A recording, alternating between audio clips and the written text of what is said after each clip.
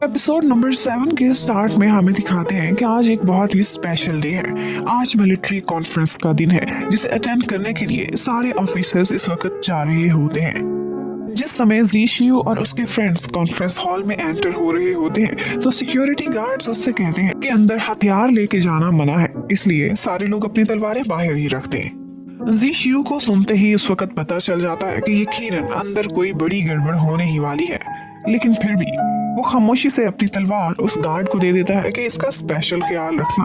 अंदर एक बहुत बड़ा हॉल होता है और ज़ीशियू जाकर सीधा स्टर्लिंग के पास बैठ जाता है और उससे इंफॉर्मेशन लेने लगता है कि क्या आज यांग मिंग हुआ कोई और शैतानी प्लानिंग करने के चक्रों में है। उसने हमारे हथियार भी बाहर रखवा दिए हैं। तो आगे से स्टर्लिंग कहता है फिक्र ना करो, बल्कि उसका हाथ पकड़ के दिखाता है कि उसने डेस्क के नीचे कुछ हथियार छुपा के रखे हुए हैं। इतने में यांग मिंग हुआ अंदर एंटर होता है। उसके साथ डिलन भी था, बिल्कुल उसका लेफ्ट हैंड बनकर।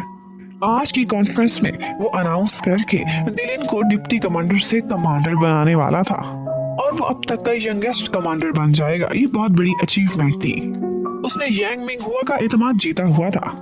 जब यांग मिंग हुआ जाकर बैठता है तो सारे लोग हैरान रह जाते हैं, क्योंकि ये उसकी चेयर नहीं थी, बल्कि ये सीट तो थी मिस्टर प्रेसिडेंट की और वो आज बीमार थे, इस वजह से अटेंड नहीं कर पाए थे। स्टर्लिंग को ये देखकर बुरा लगता है, लेकिन ज़ीशियू उसे चुप करके बैठने को कह देता है। अभी यांग मिंग हुआ ने कॉन्फ्रेंस स्टार्ट की ही थी कि इतने में एक ऑफिसर खड़ा होता है और कहता है कि बेशक आज प्रेसिडेंट नहीं है, लेकिन आप उसकी चेयर पे नहीं बैठ सकते। ये बात यांग मिंग हुआ को बहुत बॉदर करती है और वो डिलन को एक इशारा दे देता है। खुद खामोशी से बैठा रहता है और बस फिर क्या था। उस ऑफिसर की इस बदतमीजी पर डिलन आगे बढ़ता है और उसके सीने में तलवार घोंप देता है। वो सारों के सामने उसे मार देता है। उसका डिप्टी कमांडर डिलन को मारने के लिए आगे बढ़ता है, लेकिन यांग मिंग हुआ का एक और लॉयल ऑफिसर उसे नीचे गिरा देता है। उस डिप्टी कमांडर के कुछ सोल्जर्स आगे बढ़ते हैं, लेकिन वो ऐसी पावर का यूज करता है, बिजलियां गिराता है कि वो दूर जा गिरते हैं। उसके बाद यांग मिंग हुआ बड़े मजे से मीटिंग कंटिन्यू करने लगता है, लेकिन इस समय भाई चुआन हिम्मत करती है। जो काम बहुत बड़े बड़े आदमी नहीं कर पाए वो एक लड़की करती है। वो वहां मौजूद लॉर्ड इंस्पेक्टर से उसी टाइम पर फॉर्मली एक कंप्लेंट रजिस्टर करने को कहती है कि इस समय मुझे शक हो रहा है कि इन दोनों ऑफिसर्स को मरवाने में यांग मिंग हुआ का हाथ है, इसलिए फौरन इन्वेस्टिगेशन कराई जाए। चीफ इंस्पेक्टर को कहती है कि यांग मिंग हुआ पर इस वक्त 2 मर्डर्स का इल्जाम लग चुका है, लेकिन चीफ इंस्पेक्टर उसके इस कंप्लेंट को रिजेक्ट कर देता है और फिर डिलन बाई चुआन की तरफ बढ़ने लगता है। लेकिन उसी टाइम पर ज़ीशियू और उसके तीनों साथी बाई चुआन को प्रोटेक्ट करने आगे बढ़ जाते हैं। अब वहां पर जैसे ही लड़ाई का सीन क्रिएट होता है, सारे सिक्योरिटी गार्ड्स अंदर आ जाते हैं, अपनी अपनी जगह संभाल लेते हैं। अब वो पांचों फ्रेंड्स उनके तीर के निशाने पर थे। लेकिन यहाँ कहानी में ट्विस्ट उस वक्त आता है जब ईस्टर्न कमांडर जिंग शिंग वो आवाज उठाता है कि मैं भी अग्री करता हूँ, बिल्कुल इन्वेस्टिगेशन होनी चाहिए। और जैसे ही वो खड़ा होता है, वो बहुत पावरफुल रीजन से था, उसके बहुत सारी फॉलोइंग थी, बहुत से ऑफिसर्स उसको फॉलो करते हुए खड़े हो जाते हैं। कमांडर्स में से भी कुछ लॉयल थे जो यांग मिंग हुआ के ऑपोजिट पोल पे थे, वो भी आवाज उठाने लग जाते हैं। अब ये बात काफी आगे तक बढ़ जाती है। ये यांग मिंग हुआ के खिलाफ एक रिबेलियन का स्टार्टिंग लग रहा था। डिलन यांग मिंग का वफादार बनने के लिए एक्टिंग करता है, जिंग शिंग पर अटैक करने लगता है, लेकिन ज़ीशियू रास्ते में आ जाता और फिर उन दोनों की 1-on-1 काफी देर तक फाइट चलती रहती है। वो दोनों ही फाइटिंग स्किल्स में कमाल के थे, लेकिन यहाँ पर डिलन थोड़ा सा नाटक करता है और ऐसे प्रिटेंड करता है जैसे वो काफी जख्मी हो गया हो। उसके गिरते ही वो बिजली जैसी पावर्स रखने वाला कमांडो आगे बढ़ता है, लेकिन ज़ीशियू और स्टर्लिंग दोनों मिलकर उसके वार का ऐसा जवाब देते हैं कि उसे हार माननी पड़ती है। उसके बाद ज़ीशियू यांग मिंग हुआ पर तलवार तान लेता है और साफ दिखाता है कि वो जिंग शिंग की पोल में है। इतने में यांग मिंग हुआ को न्यूज मिलती है कि बाहर कोई सिक्योरिटी नहीं थी, तो जिंग शिंग के सोल्जर्स ने इस कॉन्फ्रेंस हॉल को बाहर से हर तरफ से घेर लिया है और हम सारे लोग अंदर फंस चुके हैं। फिर जिंग शिंग यांग मिंग हुआ से पूछता है कि इस कॉन्फ्रेंस हॉल में सबके सामने एक ऑफिसर को मार डाला है, इसकी वजह बताओ।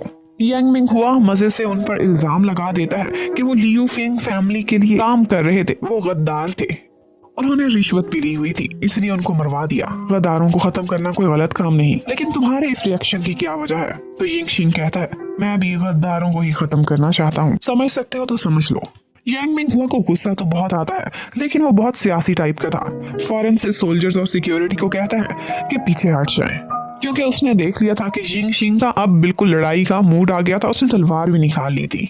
और फिर इतनी धमाकेदार कॉन्फ्रेंस होने के बाद ये कॉन्फ्रेंस को डिसमिस कर दिया जाता है और सारे लोग वहां से चले जाते हैं। लेकिन जियांग मिंग हुआ को बहुत गुस्सा था। वो कहता है कि मैं किसी को भी नहीं छोड़ूंगा। अपने सारे लॉयल्स को इंस्ट्रक्शंस देता है कि बदला जरूर लेना है। जिंग शिंग अब अपने ईस्टर्न रीजन में वापस जा रहा था। वो जाते जाते जी शियू से मिलता है और उनको कहता है कि मैं इस लड़की बाई चुआन से काफी इम्प्रेस हूँ। वो बहुत दिलेर है, लेकिन अब इसकी सुरक्षा करना।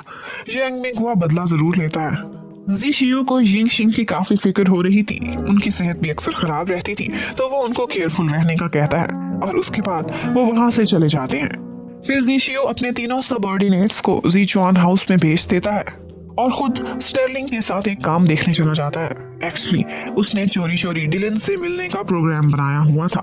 वो जैसे ही डिलन से मिलते हैं, स्टर्लिंग उसे बहुत मारता है। कहता है कि तुम एक इनोसेंट और लॉयल ऑफिसर की जान कैसे ले सकते हो। तुम अब एक मर्डरर बन चुके हो। लेकिन डिलन बेचारे का कहना था कि मैं क्या करता, जियांग मिंग हुआ के ऑर्डर ना मानता। इतने सालों से जो हम इतने बड़े मकसद के लिए प्लानिंग कर रहे हैं, वो सब कुछ मिट्टी में मिल जाता। वो जान जाता कि मैं कौन हूँ, मैं किसके लिए काम करता हूँ। स्टर्लिंग कहता है जब हम भाई जॉन को बचाने के लिए खड़े हुए थे तो क्या तब भी तुम हमें मार देते। लेकिन डिलन कहता है कि तुम दोनों मेरे भाई हो। तुम दोनों को नुकसान पहुंचाने के बारे में मैं सोच भी नहीं सकता। फिर उसके बाद वो लोग बातें करते हैं कि इस वक्त सेंट्रल रीजन की सारी आर्मी और सारा कंट्रोल जियांग मिंग हुआ के पास है। हम लोग जितनी भी कोशिश कर लें, उसके खिलाफ कुछ भी नहीं कर सकते। और यहाँ पर हमें ये भी पता चलता है कि जियांग मिंग हुआ ने जिंग शिंग को कत्ल करने के भी ऑर्डर्स जारी कर दिए हैं। इस टाइम पर सिचुएशन काफी रिस्की हो चुकी थी, लेकिन जी शियो को कोई शैतानी टाइप का आइडिया आ जाता है जो काफी रिस्की भी होता है। हमें अभी वो नहीं सुनवाते। वो आइडिया काफी डेंजरस था, लेकिन फिर भी तीनों दोस्त फैसला करते हैं कि अब नहीं तो कभी नहीं, अभी से एक्शन लेना होगा। और यहीं पर ये एपिसोड खत्म होती है। Thank you for watching.